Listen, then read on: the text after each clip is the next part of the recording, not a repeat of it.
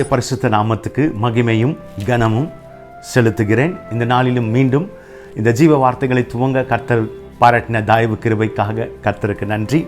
இந்த நாளுக்குரிய ஜீவ வார்த்தைகள் சங்கீதங்கள் புஸ்தகம் 121 சங்கீதம் 7வது வசனம். கர்த்தர் உன்னை எல்லா தீங்குக்கும் விலக்கி காப்பார், அவர் உன் ஆத்துமாவை காப்பார். கர்த்தர் இந்த நாளிலே எல்லா தீமைக்கும் எல்லா தீங்குக்கும் விலக்கி காப்பாராக.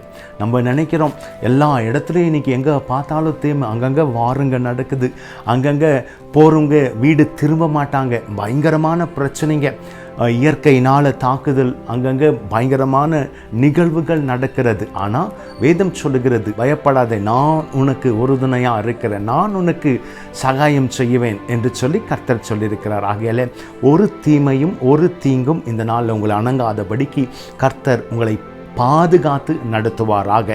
அவர் நம் ஆத்துமா மீது ரொம்ப கரிசனமாக இருக்கிறார். அந்த ஆத்துமாவை தான் அவர் பாதுகாத்து நடத்துகிற தேவனாக இருக்கிறார். நம்முடைய ஆத்துமாவை பாதுகாக்கிற தேவன். ஆகையாலே நிச்சயமாக இந்த நாளுடைய எல்லா தீங்குக்கும் கர்த்தர் விலக்கி பாதுகாப்பாராக. ஜெபிக்கலாமா?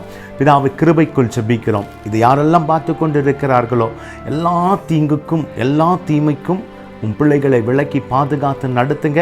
உங்களோட பிரசன்னம் இந்த நாளில் போதுமானதாக இருந்து கர்த்தர் பிள்ளைகளை நடத்தும்படிக்கு ஜெபிக்கிறோம். நல்ல பிதா. ஆமென். God bless you.